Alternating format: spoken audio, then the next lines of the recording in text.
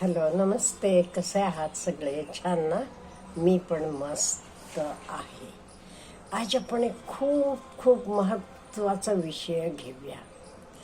आपल्या सगळ्यांना वाटते आपण चांगलं करावं, आपलं छान व्हावं, आपण फॅमिलीला घेऊन प्रवासाला जावं, भरपूर फॅमिलीसाठी खर्च करावा, मित्रमैत्रिणींसाठी सगळं खूप काही करावं असं वाटते.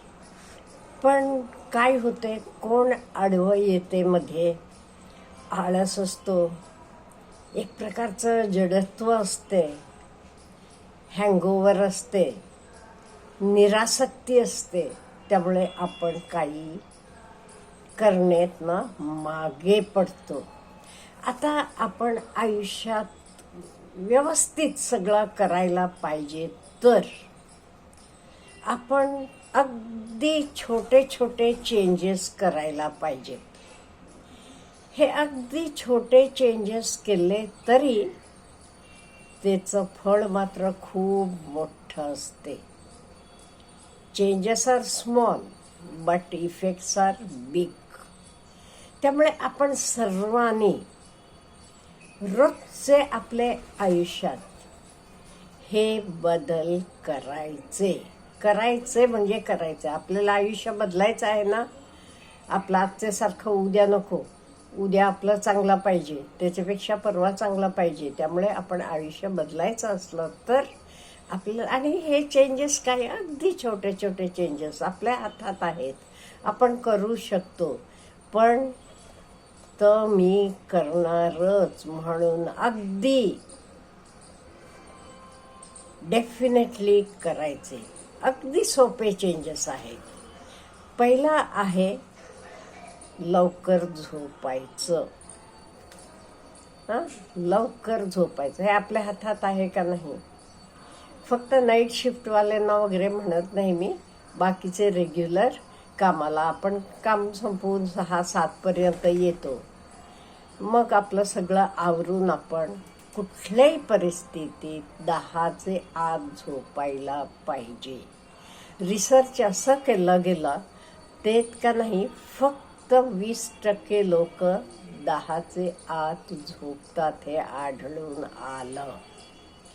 आणि लवकर झोपायचं आणि 5चे आत उठायचं हे पाळायचं आपण. Early to bed, early to rise makes a man healthy, wealthy and wise.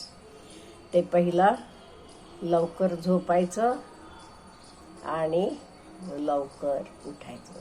छोटा चेंज आहे का नाही? आणि एकदा आपल्याला का नाही अंगवळणी पडलं का नाही, मग आपल्याला डोळे मिटायला लागतात. 9 वाजले कीच आपले डोळे मिटायला लागतात.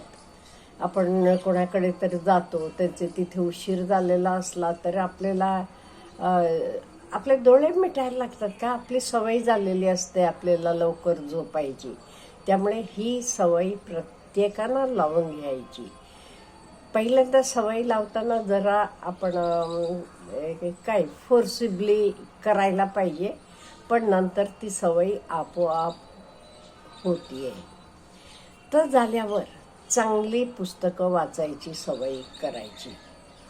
हे बघा, आपल्याला प्रकृतीनं म्हणा, देवानं म्हणा, कोणावर तुमचा विश्वास आहे, आपल्याला हे गिफ्ट दिलेलं आहे. फक्त आपण वाचू शकतो. बाकी कुत्री, मांजरं, गाई, म्हशी वाचू शकतात का सांगा? नाही. म्हणजे हे स्पेशल गिफ्ट आहे देवाकडनं आपल्याला मिळालेलं. मग त्याचा आपण उपयोग करायला पाहिजे का नाही? हो.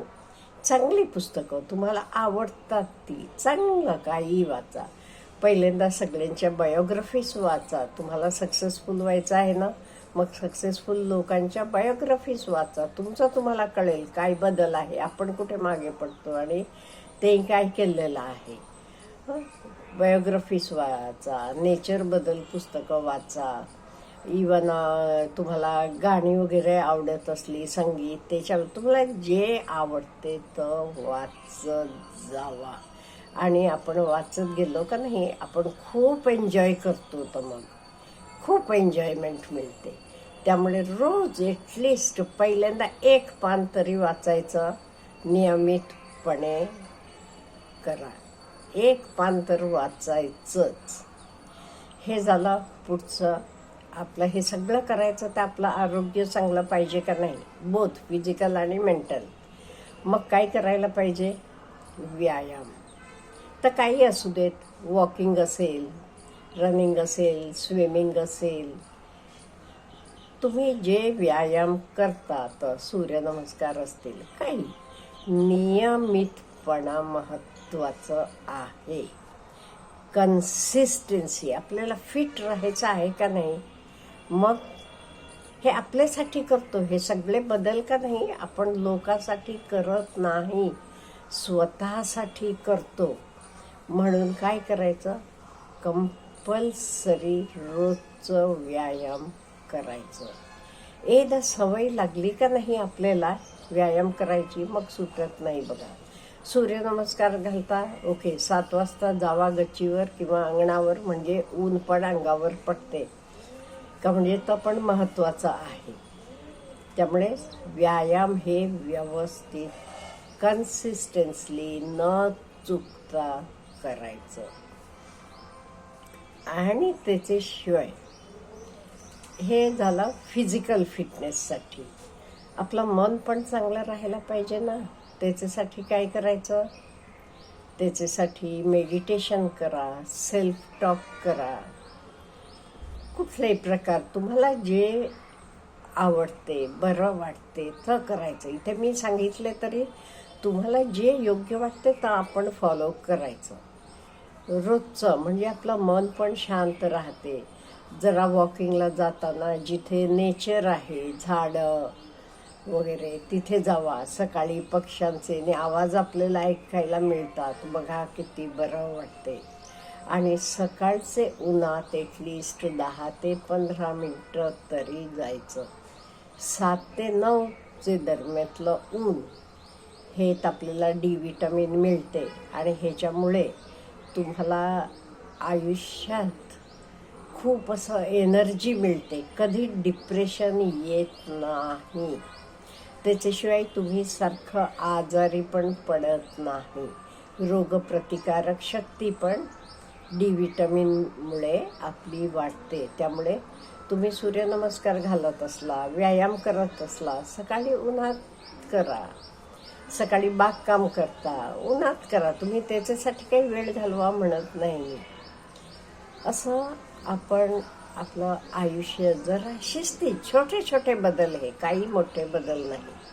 आणि आहार तरी खूप महत्त्वाचं आहे. आता आहार कसला घ्यायचा? आपण घरात बनवलेला, ताजा, ते भरपूर व्हेजिटेबल्स, फळं, स्प्राऊट, मोड आलेली धान्य, हे सगळं म्हणजे नेचर जवळचं अन्न आपण जास्त कन्झ्युम करायचं. आणि फळं बिळं सुद्धा शक्यतो कुठेतरी लांबून आलेली फळं जास्त वापरू नका.